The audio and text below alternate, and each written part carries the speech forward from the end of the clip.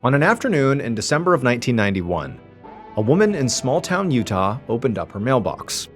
Inside was a credit card bill that was addressed to her husband, who had disappeared a week earlier. And the woman found this to be really strange because, as far as she knew, her husband didn't have a credit card. However, when she finally ripped open the envelope and actually read the charges, she realized that her missing husband might have been keeping an even bigger secret. But before we get into today's story, if you're a fan of the strange, dark, and mysterious delivered in story format, then you've come to the right place because that's all we do, and we upload 2, 3, even 4 times every week. So if that's of interest to you, the next time you see the like button's car at the grocery store, make sure you park your car close enough to theirs so they are not able to open up their driver's side door. Also, please subscribe to our channel and turn on all notifications so you don't miss any of our weekly uploads.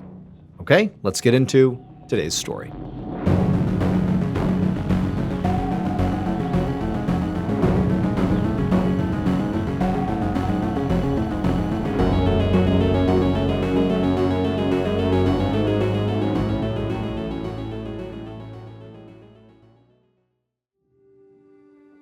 Around 6:30 p.m. on December 10th, 1991, a 22-year-old security guard named Brian Ruff sat inside of a guard shack at the Kennecott Copper Mine in northern Utah, reading a college textbook. The shack was barely big enough for one person to sit inside of, and there were windows on all 4 sides looking out into the total darkness. The sun was already down, and this was a really isolated part of the mine with no lights or other buildings nearby, so apart from a little bit of moonlight on the snow, it was basically pitch black outside. Brian had worked as a security guard for this mine for a little over a year, but he'd only been stationed at this particular guard shack for a couple of weeks now.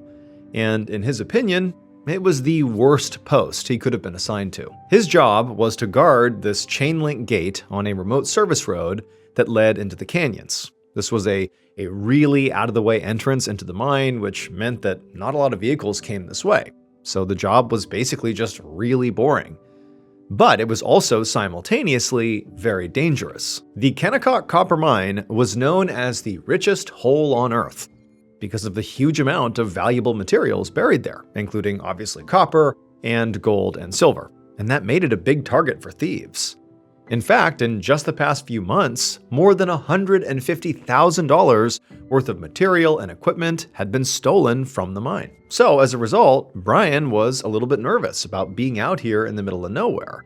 Not only because it was, pitch black outside, but also he was unarmed and there were no security cameras. So if he did encounter thieves, he basically had to handle it by himself, armed with nothing more than a telephone to call for help. But on this particular night, his shift had been, routine so far, slow and uneventful.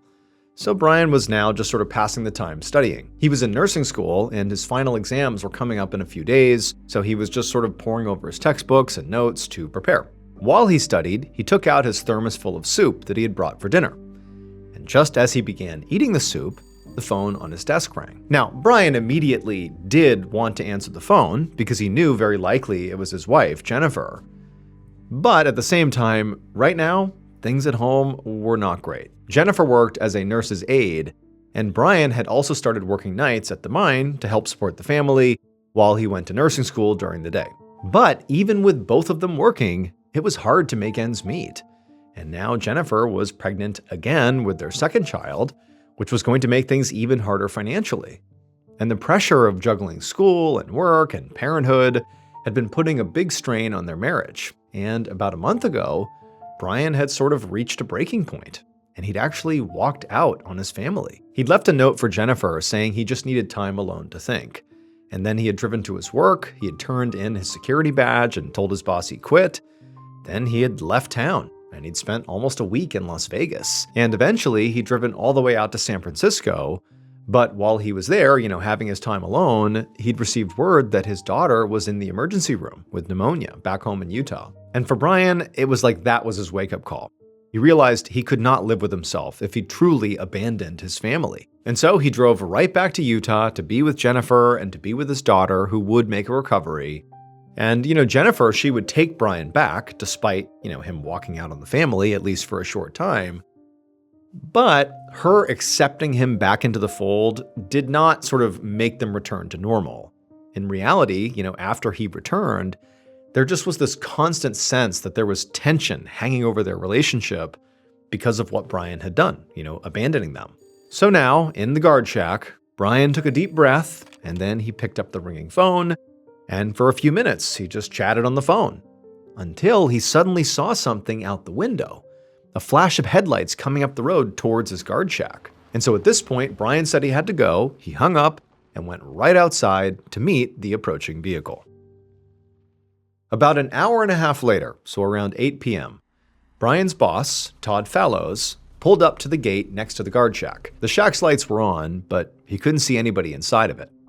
And Todd found this pretty odd, because Brian wasn't supposed to leave his post under any circumstance. That was sort of like the main component to the job. You stay put. But making this even stranger was Brian's car was parked right next to the shack.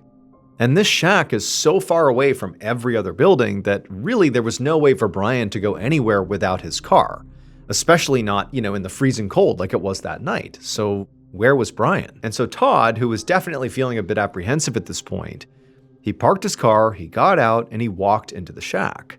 And when he got in there, it's a very small space, but Brian, was not in there, but there was a hat and a half-eaten dinner on the desk inside. And so at this point, Todd felt like, we have an issue. Like, I don't know where Brian is. Something seems off. So he picked up the phone inside the shack, and he called the Salt Lake County Sheriff's Department. Less than an hour later, Detective Manny Lassig drove down a snowy desert road toward the Kennecott copper mine.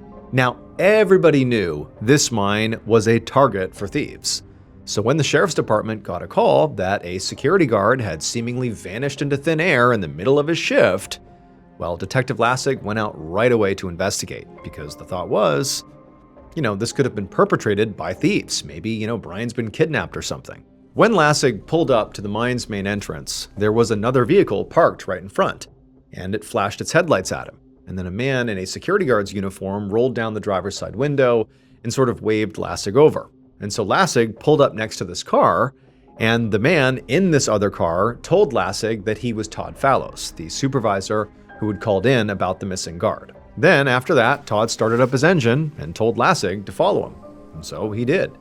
He followed him off into the darkness, driving down this dark, winding road that led into the canyons. The Kennecott mine was 3 square miles wide, with rocky terrain and mountains on every side. So they were driving for a good 10 minutes before finally Lassig saw this light up ahead, which was the guard shack that Brian had been in. The two men pulled up near this shack and got out of their vehicles. And then Todd told Detective Lassig that this shack was where the guard, Brian Ruff, had last been stationed. And so Lassig, he turned on his flashlight and then aimed it at the ground right outside of the shack. But there wasn't much to see. It had been snowing all evening, so any footprints or tire tracks that might have helped them were now covered up. And so Lassig stepped inside of the shack. And at first glance, everything looked to be in order. There was no blood, nothing overturned, no sign of a struggle. But again, there was a hat, Brian's hat, and also Brian's half-eaten thermos of soup, his dinner, that was still just sitting on the desk, which was pretty conspicuous. And so Lassig is kind of taking the whole scene in, trying to make sense of what could have happened, coming up with maybe some theories here, looking for any clues of where to look next. And as he was doing that, the phone on the desk rang. And Detective Lassig just picked it up, and he asked who was calling. And the woman on the line sounded very surprised, and she said her name was Jennifer Ruff, and she was trying to reach out to her husband, Brian Ruff. Lassig quickly explained that he was with the sheriff's department and that her husband Brian had at some point this night left his post and now couldn't be found. And so he was literally looking for her husband. And so he asked Jennifer when was the last time she had spoken to Brian. And Jennifer, she was obviously taken aback by this news, but she said she had just spoken with her husband a couple hours ago. She said they were talking, and then suddenly Brian had to hang up because he said he saw a car coming up the road. Lassig asked her if Brian had said anything specific about this particular car that was approaching, or, who was driving the car or anything. But Jennifer said no, he didn't say anything, just the car was coming and he had to go. Lassig was obviously disappointed that there wasn't more information here, but he still thanked Jennifer and told her, I promise I will be in touch with you as soon as I possibly can. I'm going to go out there and find your husband. Then he hung up the phone and he turned his attention back to the scene, the inside of this very small shack. But just a few seconds after he had put the phone down, the phone rang again. And so Lassig picked it up again, and once again, it was a woman saying she was Brian's wife, Jennifer. And she was asking where Brian was, but as Lassig is listening, he's thinking, this woman doesn't sound anything like the woman I just spoke to literally a minute ago, who also said she was Brian's wife, Jennifer. And also, this second woman clearly doesn't have any recollection of the earlier conversation. Like, these are two different people who are both claiming to be Brian's wife, Jennifer. But obviously there could only be one, so one of these women had to be lying, right?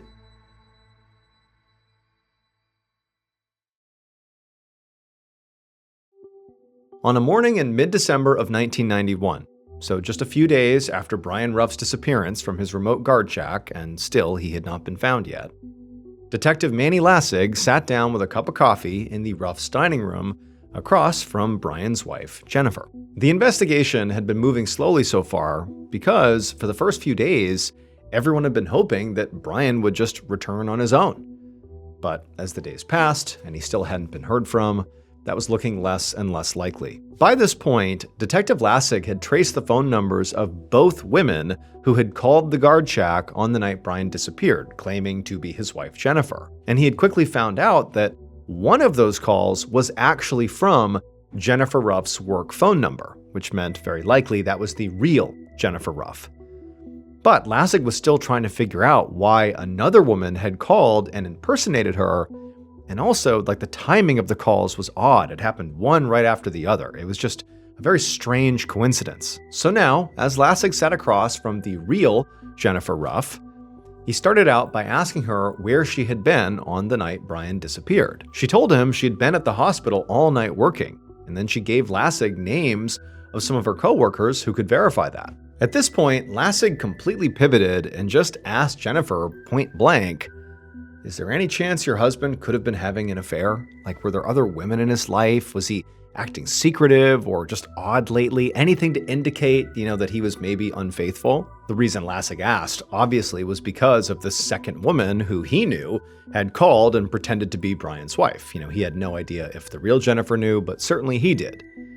And the real Jennifer, when she heard this question, she just sort of looked down and then she looked up and she said, "Yes, I am suspicious of that." She told Lassig that she and Brian had been having some real issues in their marriage lately, and in fact, just the previous month, Brian had sort of inexplicably, ran out on the family because he needed time alone, and he was gone and out of contact for that whole time until he just came back begging to be taken back. At this point, Lassig, when he heard that part, he sat back in his chair and wondered if he was just wasting his time on this case to begin with. Because if Brian had previously left and then eventually came back after being totally out of contact, well, what's to say he wasn't doing that right now? What if this was him again, sort of running off to be alone and he would just turn back up again at some point? But Jennifer must have noticed that that's sort of where Lassig's mind was going, because she rushed to add in that, the last time when he ran out for that week, he had left a note for her and even told his boss that he was quitting. There was some warning before he left. She sort of made it dramatic, but he definitely told people before he was going to be gone. In fact, she became insistent that really it was not like Brian to not give warning. For him to just vanish mid-shift like that, like he's done right now, that's not something Brian would do. He's got some faults, but that's not something he would do. Detective Lassig asked Jennifer where Brian had actually gone when he disappeared that first time. And Jennifer answered him by handing him a piece of mail from a nearby table. She explained that it was a credit card bill that had come in the mail that week, and it was addressed to Brian. And she explained that she was pretty confused when she got this, because she didn't even know Brian had a credit card. But he apparently did, and he used it while he was away to pay for hotels and meals and other expenses. And so Lassig, he pulled out the bill and began to look it over. And he saw that a lot of the charges were made in Las Vegas and San Francisco. And the amounts that were being charged to restaurants and for room service seemed a bit too large for just one person. He looked up from the bill back at Jennifer, and just from the expression on her face, he knew that they had both drawn the same conclusion. Brian, when he was away for that week, likely had not been alone. Jennifer then grabbed another piece of paper from the counter and gave that to Lassig. This was a phone bill for the family's landline, with a full list of every call that had been made and received in the past month. Jennifer said there were definitely some numbers on this list that she didn't recognize, and she thought maybe one of them could be this person that Brian had been traveling with. And as Lassig looked over this list, one of the phone numbers immediately stood out to him, because that woman who had called the guard shack on the night Brian disappeared and pretended to be Jennifer, basically called right after the real Jennifer, that phone number that was used for the fake Jennifer was the number he was now seeing on this list. Later that same day, Lassig sat down in the living room of the house that was associated with that phone number. And sitting across from him was a young woman named Christy Bradley. Her husband, Dale Bradley, was also a security guard at the Kennecott mine where Brian worked. Now, at the moment, Dale wasn't home, but it wasn't really clear when he would get home, and Lassig was really anxious to interview Christy alone, so before her husband got back. So the instant they sat down, Lassig pretty much just cut to the chase. He told Christy that he was nearly positive she and Brian had been having an affair. And then before she could say anything, he pulled out that bill that Jennifer had given him and showed her all the evidence. Christy, when she saw this, for a second looked defiant, but then just broke down and admitted it was true. She said they'd been seeing each other for a while now, and in fact, the month before, they had run away together for about a week. But even though they had ultimately come back and they both went back to their respective families, she said that they had still been very much in touch. Christy said that was the reason she had called the guard shack on the night Brian disappeared, just to call and just be in touch with him. That was it. But she said when the person answered, and it was a voice that was unfamiliar, it was Detective Lassig, she said that sort of on instinct, she just began to lie and pretended to be Jennifer, Brian's real wife, just so, their affair would not come to light. But Christy made it very clear that she had not heard from Brian since he disappeared, and she had no clue what happened to him. At this point, Lassig sat back on the couch and just looked at Christy, kind of sizing her up. And he thought, she seemed pretty genuinely worried about Brian.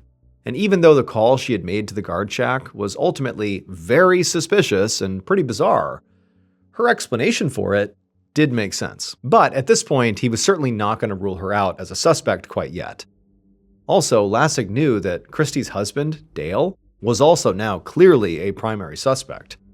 Because, if he had found out about this affair, he could have easily hurt Brian in retaliation. The following day, Lassig walked into an interrogation room at the sheriff's station where Dale was already seated and waiting for him. And the moment Lassig walked in, Dale immediately asked him if there was any news about Brian. Lassig said no, not yet. And it seemed to him like Dale's disappointment was genuine, like he was worried about him. Lassig sat down and he asked Dale about how long he'd known Brian for. And Dale said they had met maybe about a year ago when Brian started working at the mine, and they'd become pretty close friends. They'd even hung out together outside of work. At this point, Lassig, almost to catch Dale off guard, he pivoted sort of abruptly and just asked Dale point blank about his wife's affair. And Dale, when he heard that his wife was having an affair, seemed sort of stunned, and he said he didn't know anything about Christy having an affair. At this point, Lassig just explained to him what his wife had already told him. And Dale appeared genuinely upset. Like, the idea she was cheating on him was horrible, especially with someone he considered clearly to be a close friend. And so as Dale is sort of reacting to this really shocking news, Lassig asked him where he was on the night of December 10th when Brian disappeared. And so Dale, who again is sort of like dealing with the shocking news he's just been told, for a moment he just was unable to answer. He ultimately composed himself and he said that actually his car had gotten stuck in the snow while he was at the University of Utah in Salt Lake City, almost an hour away from the mine. And in fact, he had even had to call a friend to come get him out of the snow.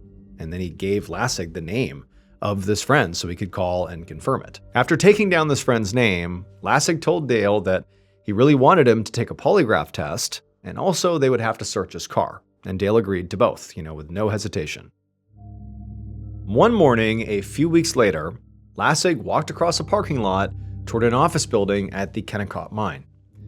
So far, Brian had still not turned up, and the search for him had been frustrating. because none of the people Lassig had questioned so far had given him any useful information. Dale Bradley, along with his wife, Christy Bradley, had both taken polygraph tests, and both had passed. Lassig had also searched the red Mustang that Dale drove, but there was no evidence in it that linked Dale to Brian's disappearance. Plus, the friend who had helped Dale get his Mustang out of the snow had confirmed he had done that, so his alibi was solid. So at this point, Dale and Christy were sort of unofficially off the suspect list. Lassig had also considered the fact that maybe Jennifer, the real Jennifer, so Brian's actual wife, maybe she was involved in her husband's disappearance, despite how, honestly she came across. Now, her coworkers had confirmed she had been at work all evening on the night Brian disappeared, but it wasn't impossible that she could have maybe been working with an accomplice or maybe hired somebody to kill Brian or something.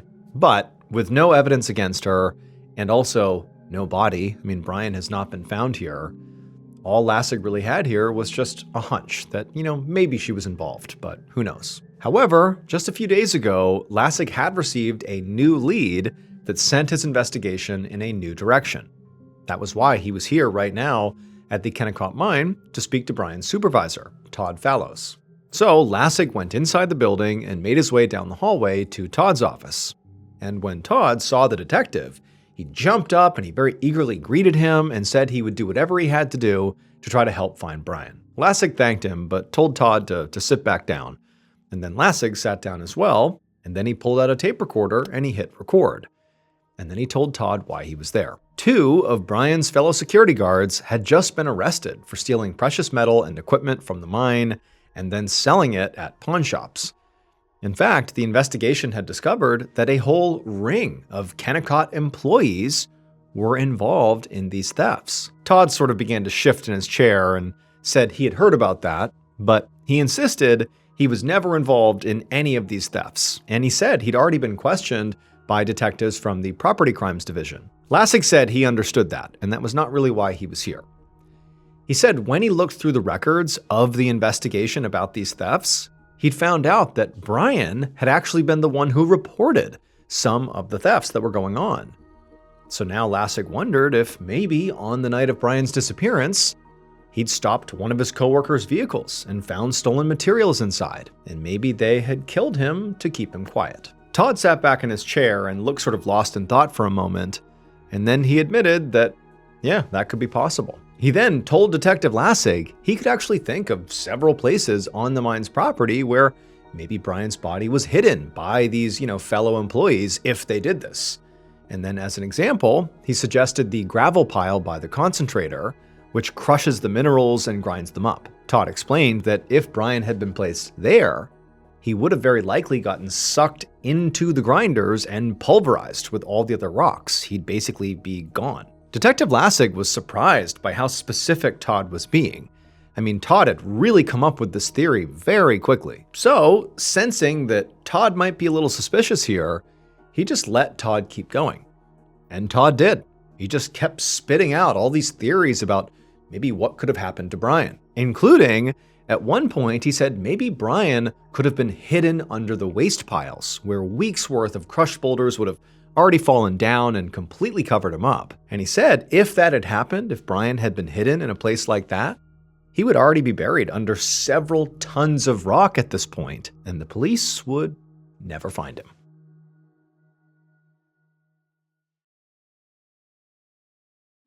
On July 10th, 1993, so a year and a half after Brian Ruff disappeared, Detective Lassig drove through a barren desert in Utah about 50 miles south of Kennecott Mine. There had been basically no progress on the case for over a year.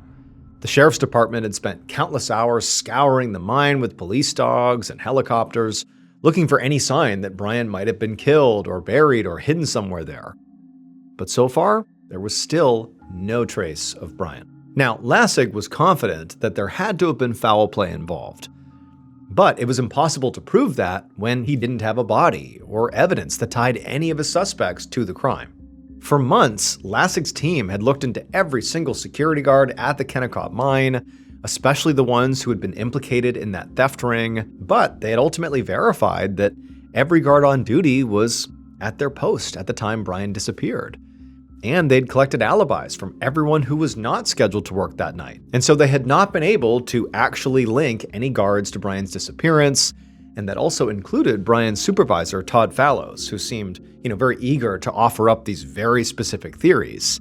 He too was not linked to Brian's disappearance. However, Todd was ultimately linked to that theft ring. As for Christy Bradley, the woman Brian was having an affair with, and Christy's husband, Dale, those two, they had alibis, they passed a lie detector test, and really had been ruled out much earlier on in the investigation, and nothing new had come up over the last year to change that, so they were still ruled out. And then as for Brian's wife, Jennifer, Lassig at one point thought maybe she was involved, maybe she had an accomplice or something. She certainly had the motive, to potentially harm her husband. Their marriage was on the rocks, he had clearly been having an affair and she was on to him. But she really had been at work at the time he disappeared, and there was no link from her to any potential accomplice, and so it went nowhere. She was ruled out too. So again, after more than a year, the case basically had gone cold. However, that particular morning, the investigation had been reinvigorated because a group of campers had called in and said they had found skeletal remains out in the desert. Lassig knew this was obviously a long shot, but he was holding out hope that maybe it was Brian. So when he arrived at the location the campers had described, Lassig got out of his car and he walked a short distance across the barren ground to where a forensics team was setting up crime scene tape in the brush. As Lassig got closer to the crime scene, he could see a human skeleton lying in a shallow grave. The skeleton was clothed in a dust-covered dark blue jacket, and when Lassig crouched down to get a better look, he saw that it was clearly a security guard's uniform. Lassig put on some gloves and then searched the pockets of this jacket, and his fingers immediately landed on a wallet. And when he pulled it out and he looked inside, he found ID cards and credit cards with the name Brian Ruff. Now, at this point, it seemed fairly apparent that the body had to belong to Brian, but because the body was so decomposed, they would have to examine Brian's dental records to definitively ID him, which would take some time. So, while the crime scene techs carefully loaded the remains into a van, Lassig stayed at the scene with the canine unit that was searching for any other evidence nearby. And sure enough, just a few feet away from where the body had been, Lassig found 5 shotgun shells lying in the dirt. It looked like Brian, very likely, had been shot 5 times and then buried in this shallow grave. Then, just a few yards away from the shells, a police dog began barking, and an officer called Lassig over to look at what the dog had found. He walked over, and the officer held up a black work boot, and there was a pretty obvious bullet hole through the leather. And so Lassig figured the boot must have belonged to Brian. But other than this boot and Brian's actual body, 18 months of heat and, wind and sand and snow and rain out in this desert had basically erased any other traces of forensic evidence. So even though Lassig at this point felt very confident that he knew both where Brian was ultimately killed and how he was killed, because of this severe lack of forensic evidence, he was worried that he might not actually be any closer to figuring out who killed Brian. 12 years later, on April 30th, 2005, Detective Todd Park of the Salt Lake City Sheriff's Office got a call from the Sheriff's Department in the next county over. Since the beginning of the year, Detective Park had been working full-time on solving various cold cases.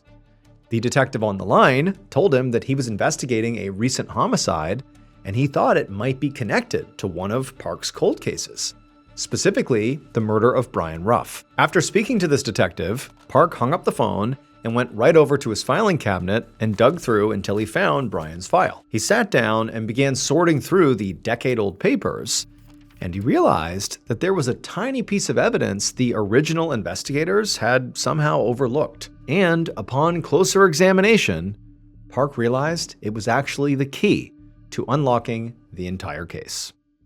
Based on forensic evidence, this is what police believe happened to Brian Ruff on December 10th, 1991. Around 6:30 p.m., the killer drove down a winding service road toward a very isolated part of Kennecott Mine. Up ahead, they saw a single light in the distance.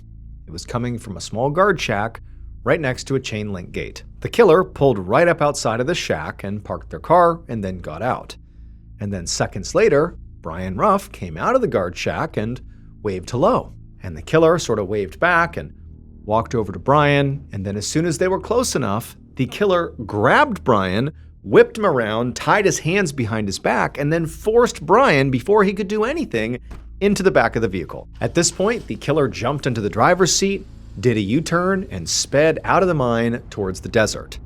And as they were driving, the killer heard Brian screaming and kicking in the back, doing everything he could to try to escape. But the killer was unfazed. They stayed calm and just kept on driving for nearly an hour, all while Brian's acting crazy in back, until they eventually reached another very remote spot way out in the desert about 50 miles away. There, they pulled off the road and they stopped their vehicle right in this open, snow-covered patch of desert.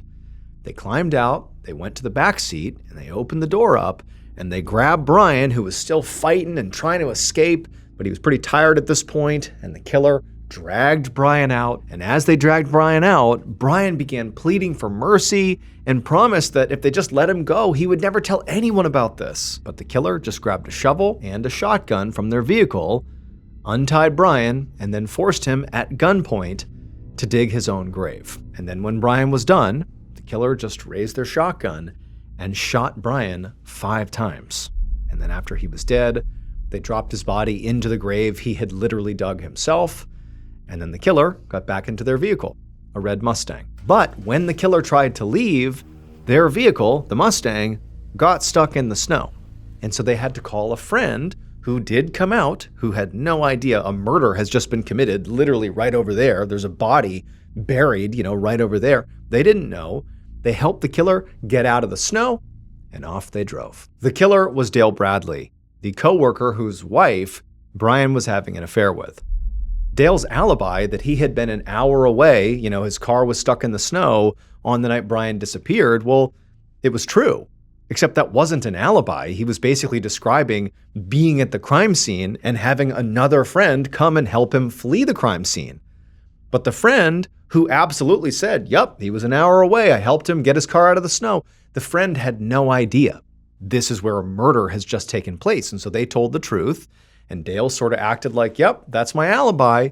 And the police never checked. And so they didn't realize that that wasn't an alibi. It was basically a description of where the crime scene was. Additionally, Dale took a polygraph early on in the investigation, and he did pass it. So he really was dismissed as a suspect very early on. And so Dale and Christy had eventually gotten divorced, likely over the affair, and Dale had ultimately remarried. But when his second wife, Crystal, was murdered in 2005, the detective investigating that murder noticed that Dale had been sort of indirectly connected to now 2 people who had been murdered, Crystal and Brian.